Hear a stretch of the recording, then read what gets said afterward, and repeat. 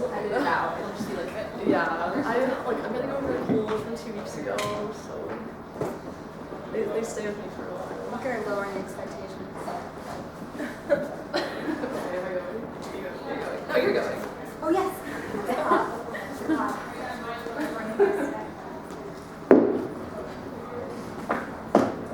Okay, everybody, we're going to get started with the Kohn Lectures. Last year, I was the one that introduced every speaker, but this year we have a new Kohn Lecture coordinator. Czar, what are we calling you? Coordinator. Suchi Mehta, you might know her. She's a senior statistics major and one of the coolest people on the planet. So she's going to be introducing our speakers all year. Get used to seeing Suchi up here. Come on up, Suchi. Amazing. Thank you, Amy. Hi everyone, I'm Suji. As you just heard, I'm the Kohn Lecture coordinator for this year. And our first speaker for this year and today will be Christin. She's our speaking fellow president this year. She's a senior but graduated in December, majoring in math and English literature, and also pursuing a master's in secondary math education. And today she'll be talking about how we speak and, more importantly, listen as leaders. So welcome, Christin.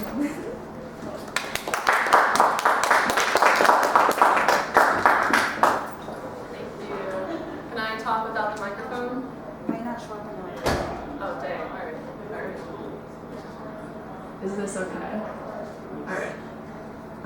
Alright. So, thank you for the intro. My name is Christin Napierkowski. I'm the president of Speaking Fellows, and I'm going to talk about how you speak and, more importantly, listen as a leader. So the first thing I want to have us all do is take a minute and think about who are your role models.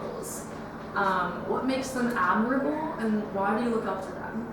And so this could be a parent, guardian, family member, maybe a teacher or coach or professor, or maybe just like a friend or teammate or peer. But whoever it is, I want you to think about your relationship with them and why it's the way it is and why you look up to them. And I want you to keep that in mind as you think about your own experience with leadership. And that's sort of what I want you to sort of think about when we go into the presentation. So here's the plan. I want to define leadership and different types of leaders. And then I want to talk about how we speak as leaders. So I'll talk about some public speaking techniques, but also more like the kind of things you want to get across in your leadership. Then I want to go into how do we listen as leaders, and then most importantly, how do we take action as a leader, and how does our speaking and listening sort of build up into the actions we take. So leadership is defined as a social process that enables individuals to work together to achieve results they can never achieve working alone. I pulled this definition from the Center for Creative Leadership, which is this very vast organization that sort of like helps companies around the globe with various like leadership kind of skills. And I love this definition because I think it really emphasizes the distinction between leadership and management and supervisory roles. I think leadership is less about the planning and control aspect of those kinds of positions and more about working together and creating teamwork and sort of connecting dots within your team and whoever you're working with. So I want to go into the 6 different leadership styles defined by the Harvard Business Review, with an emphasis on the point that you're going to sort of hear some of these descriptions and think of other people that you've been led by and have sort of like witnessed these skills in, and sort of also how you act as a leader. But I think you'll find that the most effective and most like personal to you is sort of a combination of a few of them. So first is the coercive leadership style, and this demands immediate compliance. So think of sort of like a higher class sort of job roles, like a business company or things like that, where it's sort of a more impersonal vibe with your work team. You sort of just expect things to get done, and that's sort of all it is. I should note that this has been found to be the least effective leadership style. And I'm sure you can see why. It sort of can, when used too much or not as wisely as it could be, it sort of leads to long-term corrosive impacts on teams, and so you should, use it only when necessary, but if you can, maybe not at all. I think there are better ways to go. Next is the authoritative leadership style, and so this is the kind that mobilizes towards a vision.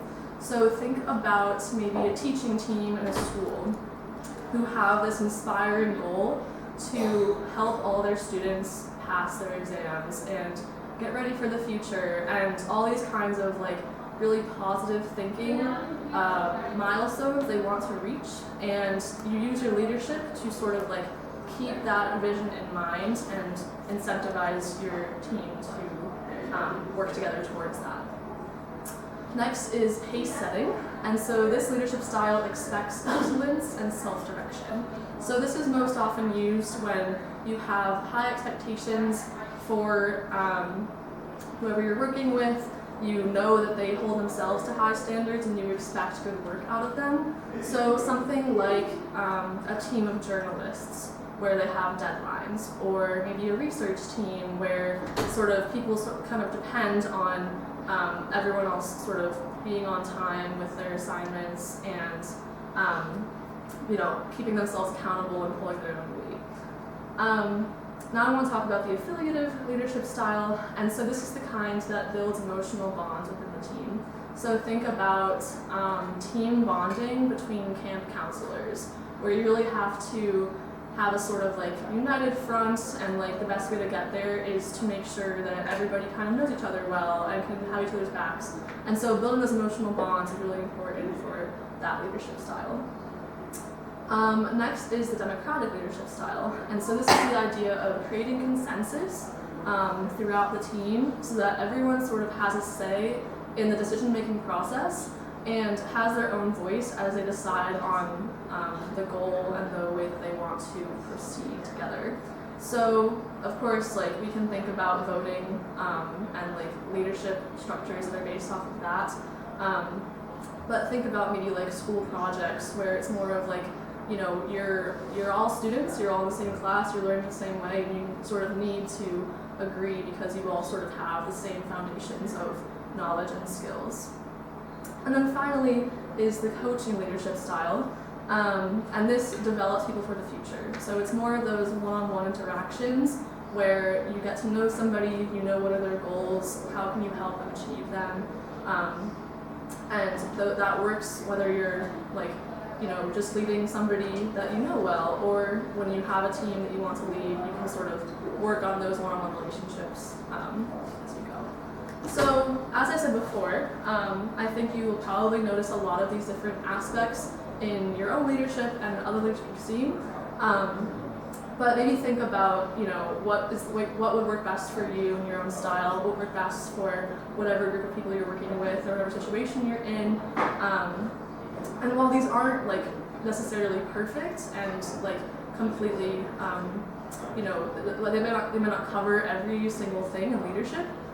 This is a 24-year-old model that we still use and is still sort of seen as a very viable structure for this. So now I want to talk about speaking as a leader, and so I want to emphasize that you don't need to be a great public speaker to be a great leader. So while I am going to give you tips about public speaking and leadership roles, I think that I want you to focus more on what comes after as far as listening and acting, because those are the things that we remember and notice more when we lead and are led. So first is the idea of having a vision and getting that vision across.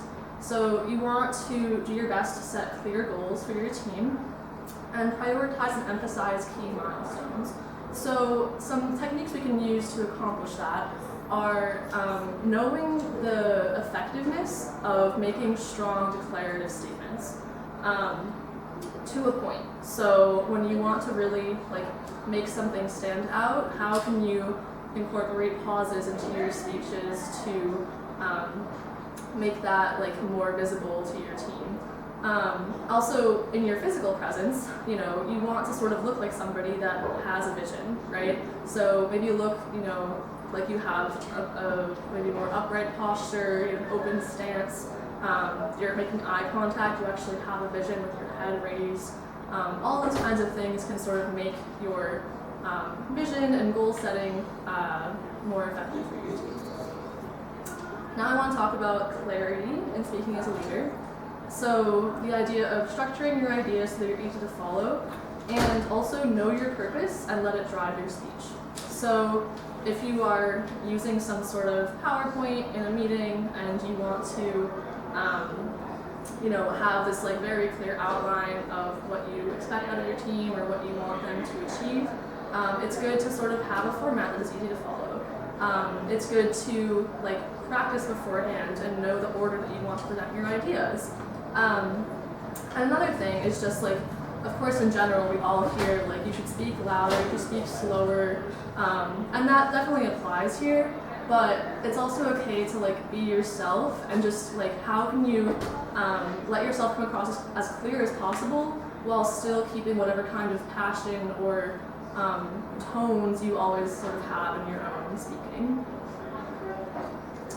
And then now I want to talk about open-mindedness and coming across as open-minded when you're speaking as a leader. So this is the idea of being able to demonstrate passion without arrogance. So I'm thinking along the lines of how do we show confidence without showing that we think we're right and there's no change in that. So I think there's a difference between being confident and being truly like interested in what you were saying and truly believing what you were saying, and having reasons for backing that up.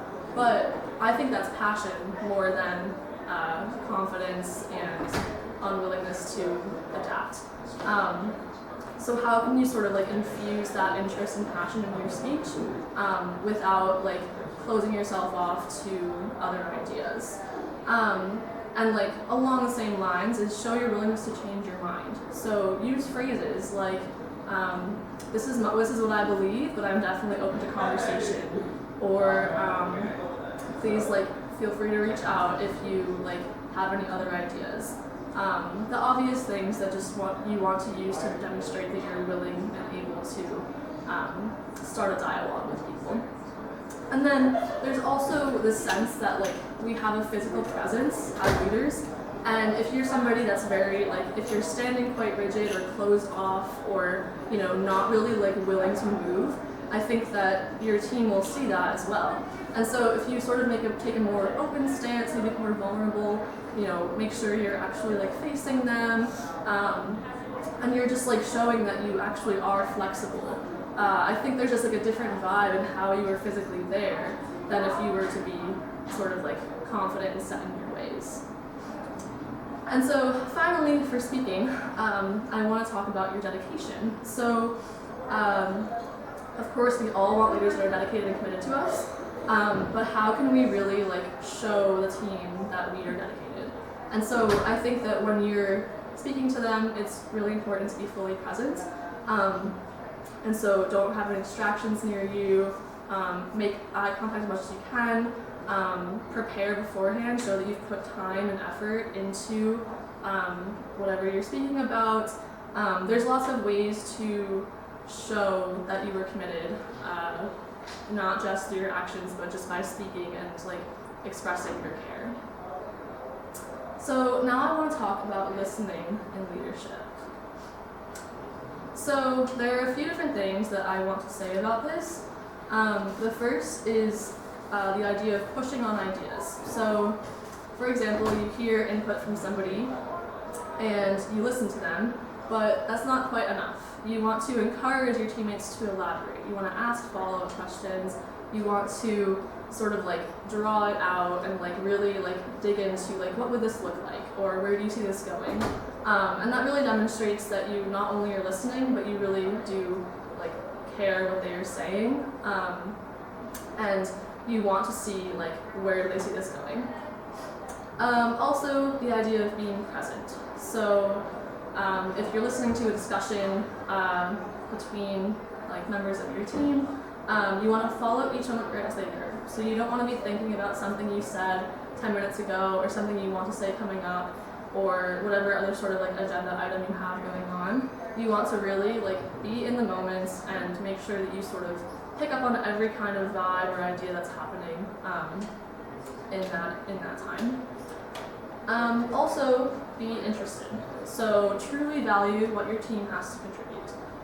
There are going to be people that have nothing to contribute, and that is, sure, that's like going to be fine sometimes, but it sometimes takes a lot for a person to actually have an idea and have the confidence to say it. So really value like their courageousness, value the fact that they care enough to have something to contribute, whether you actually will implement that or not, whether you actually take it further or not. The fact that they have a contribution in the first place is something to be valued, and you should really show that and tell them whenever you can. Now the idea of following through. So you can listen, you can have a discussion and all these things, but how do you commit to see these ideas play out? What do you do after? What do you do the next day or a week later? How can you make sure that your team feels seen and heard, not just in that moment with a direct conversation, but in the actions that happen afterwards? So the idea that you can follow up with them and just make sure that, like, if they want, like, if you think this is a good idea, whatever is happening, make sure it goes to plan and they still have a voice in what's happening too. And then finally, sort of all of these put together can help you model accountability. So by doing all these things, you're holding yourself accountable to support your teammates in every possible way. And by doing that, you're also modeling the accountability you expect from everyone else as well. So the idea of showing your team what it means to support each other. I think that it's really easy to tell people, have each other's backs and, look out for each other. And all these things you can sort of say, but if you don't do them and your team doesn't see you doing them, it's not going to have much of an impact. So make sure that you really are like walking the walk and, whether it's visible or not, actually supporting your teammates.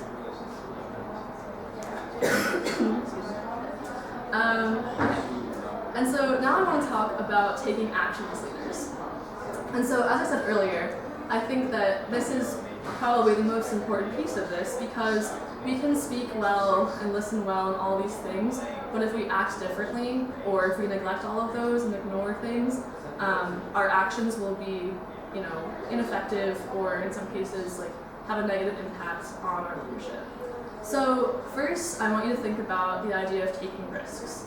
So we are, if you're in a situation where you're leading people in some way, it's really easy to sort of know, like, okay, I'm the leader, I know what to do, I can listen to you and have this sort of like within this world sort of goals and agendas and all these things. But you're going to be in a situation where like others also have good ideas. So expand your network and listen to outside opinions. Be willing to change and bring in new things and try new things. Of course, like keep that solid communication within your team, but also just be willing to always improve, always like expand, and see what else is out there. Now think about the idea of developing deeper relationships. So if you can speak and listen to your team, but if that's all you have, if you don't actually like have any kind of relationship outside of that workplace situation or school or whatever that is, you're not going to really get at like the deeper kind of like motivation that you want to get out of everyone. So work to have those like one-on-one conversations where you actually understand what motivates your teammates. Understand how they're doing day to day, understand what they need, what they're lacking, what they're doing well in, and why they want to be there, right? And so you can do that and have that going, but then there's also the other action of improving interactions within your team. So you want to encourage candid conversations across the board. So not just you having conversations with them, but encouraging them to have them with each other as well. So you model that and you encourage that. And it's sort of like more of the affiliative leadership style where you can encourage this team bonding, make sure everybody knows each other well and sort of understands each other's motivations as well. And that can be a place where everyone sort of knows where to back each other up, where someone is needed more than others, and make it just a more enjoyable process to see these goals play out as well. And then finally is the simple action of help. See where your team needs you and provide support. I think like this is something that is probably like oversimplified but also like underrated. You never know what a person's going through. You never know what you can do for them as a leader and role model.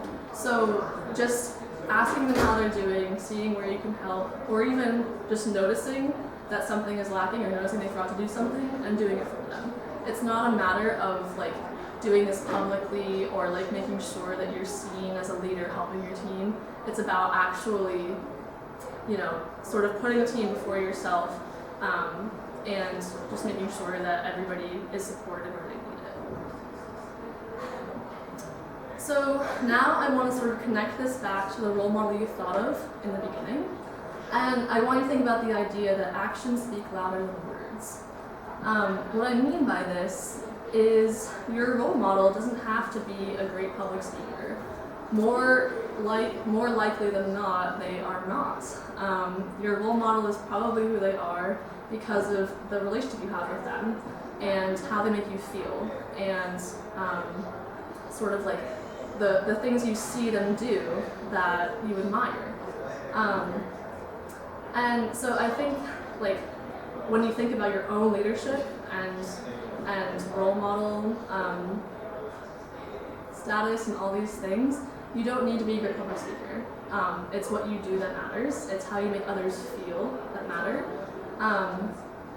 And so I want to, since my last Kohn lecture, I just wanted to thank one of my role models, Amy, because while she is a fantastic public speaker, when I think back on this time with her and like my time like learning from her and all these things, I'm not going to remember her fantastic public speaking skills.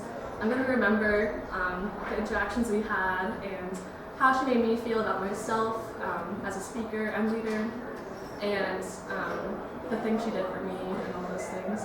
And I want to congratulate her for her fantastic time giving a speech at the Professional Speechwriters Association's Global Conference.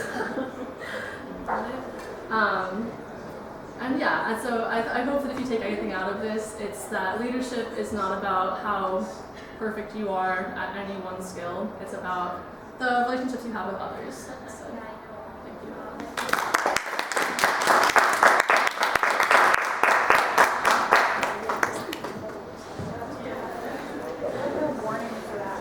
Sorry, that's why I asked you what it was called. I thought that was sad. Yeah, I was like, thanks. Great job. That was wonderful. So polished and so good. I want the slides. Am I seeing them? Yeah. I forgot to say something. Oh no, I got it. Your best one yet. Really? Oh, yeah. Oh my gosh. It was really great.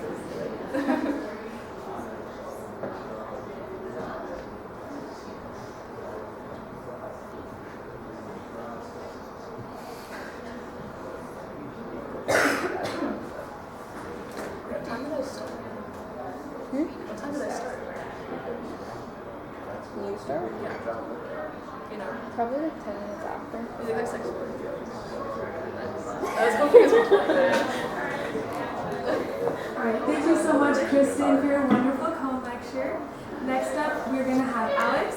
He's also a senior, majoring in political science and business and minoring in music. And today he'll be giving his Kohn lecture about using voice to pursue passions that aren't very traditional for Asian culture. So, welcome, Alex.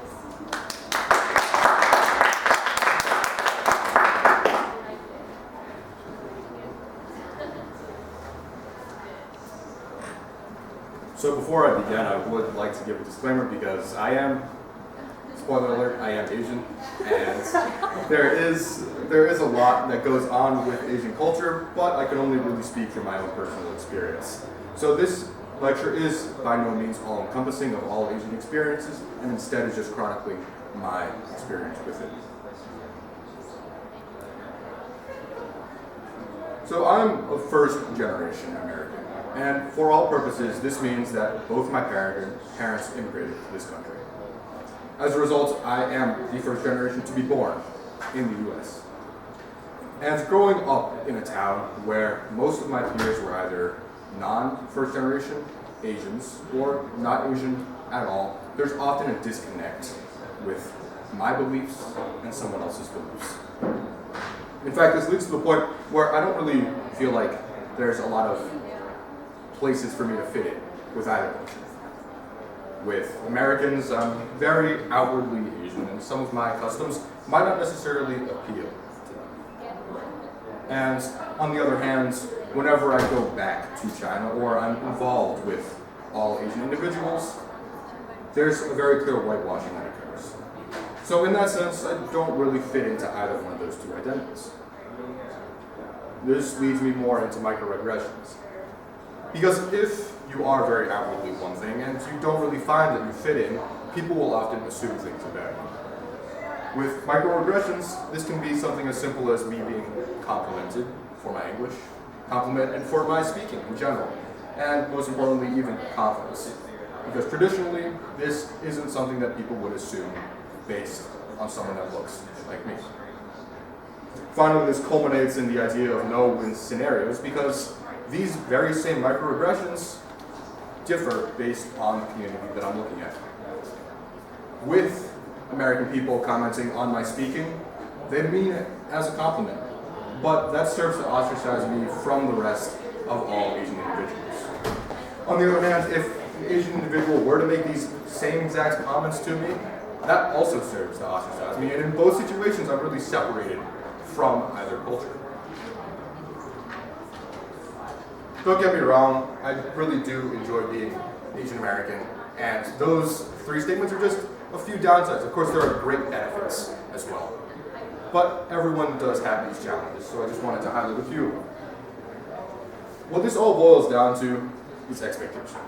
And expectation really isn't anything else than the belief that something is going to happen with a very high likelihood. Being part of two separate identities, I do have two very distinct sets of expectations upon myself. As an American, my first set of expectations.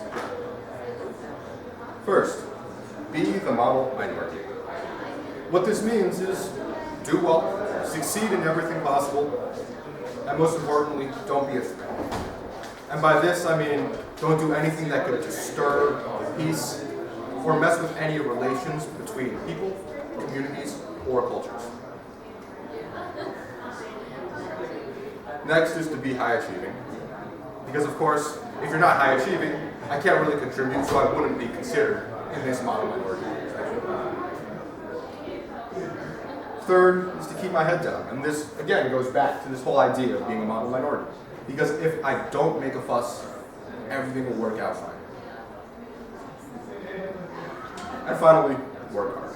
This isn't specific to me alone, but applies broadly to all Americans.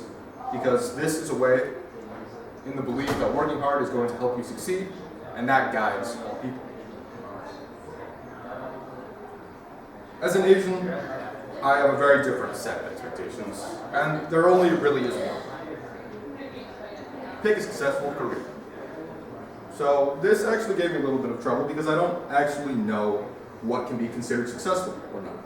So I did a lot of in-depth research, and I asked my mom, and she gave me a pretty comprehensive list on what would be considered an acceptable career.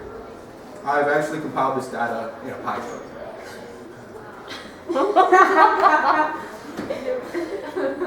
For many Asian people, this is probably the only acceptable career out there, and that's one of many.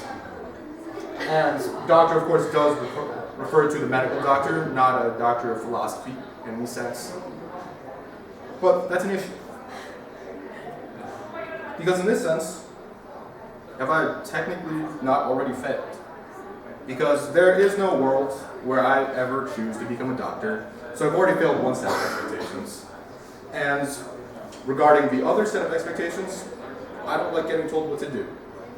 So there's this issue where if both set of expectations fail, where do I find it? In essence, both these options really just suck for me. With two distinct identities, it makes the world, like every single slide here, seem very black and white, where there is no nuance, really, to any action you take, and that results in very limited choices.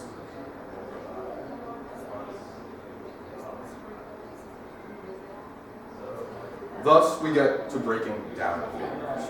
Because if you don't find yourself fitting into either one of those two categories, you really need to make room for yourself. Barriers exist to separate things, but by putting barriers up, you also provide options to take them down. First key to this is recognizing everyone's strengths and weaknesses. People are good at different things, and people aren't good at different things, and that's totally acceptable. They don't have to match people's preconceived notions about what is and is right for any particular person to do. And in that, if people recognize their own strengths and weaknesses, they're more able to succeed. Second is acknowledging the different measures of success. If we go back to our previous pie chart, if that's the only thing that defines success, we're not really getting it. So if there are things, different things that can be acknowledged as successful, people will find themselves more able to put themselves in those positions. And finally, you should follow your own personal beliefs, despite authority telling you not to. If all I get is my community, or at least the Chinese side, always encouraging me to become a doctor, there's an issue there because I fundamentally don't want to be a doctor. And there's nothing there, aside from peer pressure and just the way culture exists, that would force me to take that route. But here comes my secret weapon. I'm really, really bad at following directions. So when it comes to strengths and weaknesses, I learned this pretty early on. There's no way for me to become a doctor because I'm not very good at science. Clearly, another one of my weaknesses is that I don't really have any artistic creativity. And that's totally okay. In terms of success, what's stopping me from doing what I want? Reality aside, what is preventing me from being an astronaut or a zookeeper or even a Jedi Master? There is no limit to what I do. And for the one thing I actually did listen to, that's follow your personal motives. This is the only direction I'll ever follow. Because I don't want to be a doctor. And again, that's totally okay.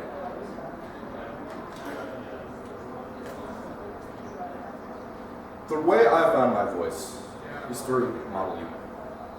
Now, back in 6th grade, I was provided the opportunity to join a new club that would give me plenty of opportunities after school. And me, being the absolute chatterbox I am, decided to get my energy out of this way. It's actually not because I talk, because I don't really like talking, but it's really because I got to skip school to go to conferences, and that's really what I wanted to do. But through Model UN, which I ended up continuing for 10 consecutive years, competing country to country, I found a global community. Because when you meet so many different people from different backgrounds with different lived experiences, you get a sense of what they've been through and what they provide, and you recognize that everyone does provide different things. So again, that goes back to our idea of expectation, where there aren't just two sets of expectations that we can follow. There's a whole spectrum where everyone can find their place. Additionally, through Model UN, my voice was found through confidence. And that's something that I've learned, where confidence, regardless of your content, really does give you an air, not necessarily of authority, but of ways to communicate with other people. And finally, through Model UN, I found that I could solve issues. Global issues, that is, even though these issues didn't really have any impact on me. Because what was I, like an 8th grader, supposed to do to stop the Syrian civil war? These are all just recommendations that we're supposed to make, but it does teach me cooperation.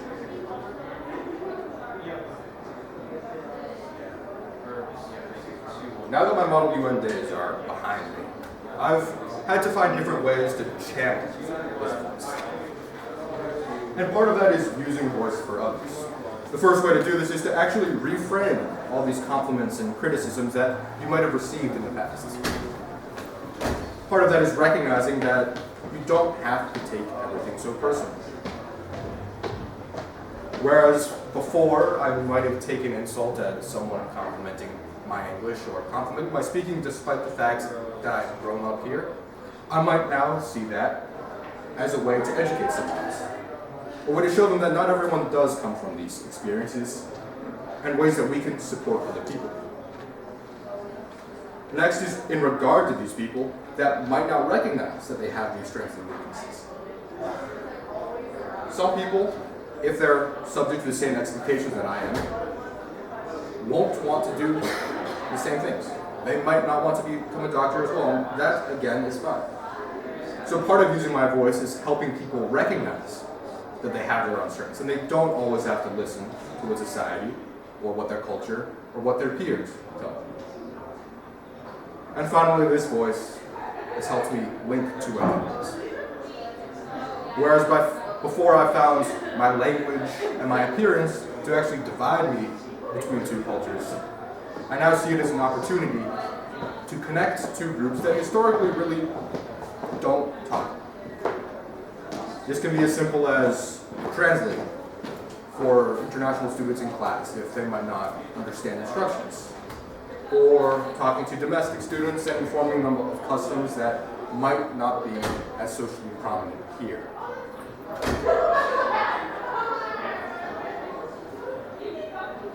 What we get from all these black and white spaces is that there's room in the middle.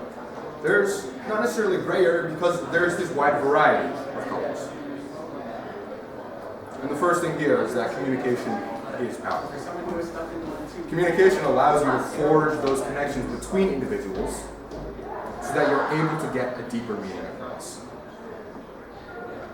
The world, unlike my slides, is not black and white. And despite the options that are presented to you, there always is another option. Most of all, through speaking and creating these new spaces, you find a new community with people that you previously thought might not necessarily get together or get along. But with communication, you're able to find those common trends and similarities between you, and that's something to connect with.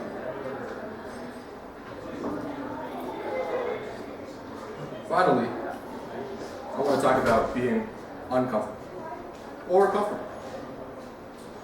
So this is actually a massive step out of my comfort zone because I made the slide yellow. And I think this is probably the first time in a few years that I've actually incorporated color into a slide. A more important note, I even added an exclamation mark. And I never use exclamation marks. Maybe one day I'll put a picture in it. You never know. For some people, this might not be enough. They might expect me to do a little bit more, go further out of my comfort zone, and really put myself out there. But have I not already done that by making this slide yellow? If people think it's not enough, that's okay. The most important thing with voice is recognizing where you stand and the improvements that you as an individual can make. So even if people don't think this is enough, I think it's a pretty good step. And if you are confident in your own voice and you choose to help others with that voice, that should be all everyone else takes. No. Thank you.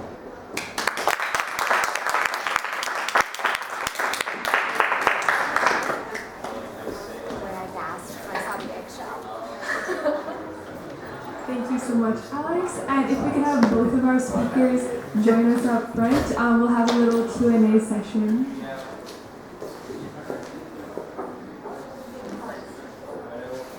Okay, does anyone have any questions for Christin and Alex? Why did you stop doing model UX? I had no time for it. Where were the zebras? Where were the zebras on your slides? We got zebras last year? Yeah, I was unfortunately using Google Slides, so there was no AI generated slides.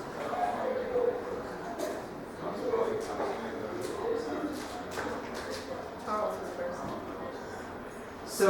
your presentation focused on how to speak, act, and think like a leader. So most of us going out of college should be, at the bottom of the food chain when we start working, and we have a lot of leaders that some of them will resemble the characteristics that we talked about. So as a person that is going to be starting out at the bottom of the food chain, how do you manage up to your leaders in a way that they start conveying at least some of the good characteristics you're talking about? That's a great question. So maybe for the video, restate it. Yeah. So the question is, when you're at the bottom of the food chain, how can you sort of manage up and communicate with your leaders to rise? Is that sort of the gist of what you're saying? Communicate with your leaders so that they start demonstrating the good qualities. Oh, okay. So communicate with your leaders so that they become better leaders. Okay. Yeah, that's a great question. So I think, there isn't really a way to go about doing that unless you've established some kind of relationship in the first place. And that's going to come with time, but also conversations. So, if it's your first day on the job and you don't like the leadership style, that might not be the best time for you to ask them to change it. But if you sort of established your own sort of presence on this team, or whatever you're at your job or whatever it is, it's going to come with time where you sort of gain that confidence to start with one conversation with your leader and sort of hope that you open some kind of a dialogue where they are willing to hear from you what you like about leadership, or what you sort of expect for yourself or expect for the environment you want to work in. But I think it has to do with your own comfort level with it, how much time, how much trust you've sort of built. And if it's more of a hostile kind of place where even with time and conversations it won't really get there, you might want to just consider is this the best place for me to be, or is this something that I'm willing to accept and be okay with, or do I need stronger leadership in this position or something? So I've known Christin a long time. I taught her at her freshman semester 105, and then conned her into applying to be a speaking fellow. And in her interview for the Speaking Fellows, she talked about leadership. That was her presentation, was on role models and leadership. And Christin, as a freshman, I think had more leadership experience than I have in my life. I've never met someone who gravitated so easily towards leadership roles. So I really want to ask you how your perspective of leadership has changed since then. Because that was it seems like a minute ago, but it was 3 years ago. So I would love to hear, you came into college with a strong idea of what a role model and a leader was. Has that changed, or has it been pretty consistent? That's a amazing question. I I know. forgot about that, but I remember it now, and I'm I did do that presentation. That's crazy. I wonder if I have it somewhere. Yeah, so I think that for the most part, my idea of leadership has stayed the same. I think I know the kind of role model I want to be and the kind of role model I look up to. But what's changed is my expectations of what they look like. When I was in high school, my role models were teachers that were, or coaches as well, that were 20 years older than me. And then when I got here, something that really jarred me was that how many things are student run. I was oh my god, I have to listen to you and you're 2 years older than me. And of course that existed in high school, but they were all supervised by adult teachers and stuff like that. So I sort of had to get used to that and think okay, can I look up to you? And sort of asking myself that question, kind of changed my idea of leadership, because you can be a leader to people that are older than you. You can be a leader to people that are more experienced than you in some ways, and maybe less than others. And you can look up to people that, in some situations you might not admire that much, but in others you can. And so a role model is sort of less black and white for me now, and so there's sort of you know, there's just traits that I admire, and there's like ways of doing things that I admire. So I think it's more flexible, but I think that like my values about leadership have like mostly stayed the same. Did you have a question earlier? Oh yeah, I was gonna ask which leadership styles have you found most useful in your experience? I actually like to hear from both of you on that. Yeah, I'd like to talk too. Okay. So speaking fellows know that I love team bonding. I've made them do like crazy philosophical games at meetings. I don't think any of you were there for that though, actually. That was like, oh, you were there, yeah. We've had like a crazy like philosophical game, which like, and like we kind of decide like you know what we eradicate from the world, from like pancakes and waffles to like, I don't know, phones and the concept of learning, like that kind of stuff. So that was kind of crazy. And then we also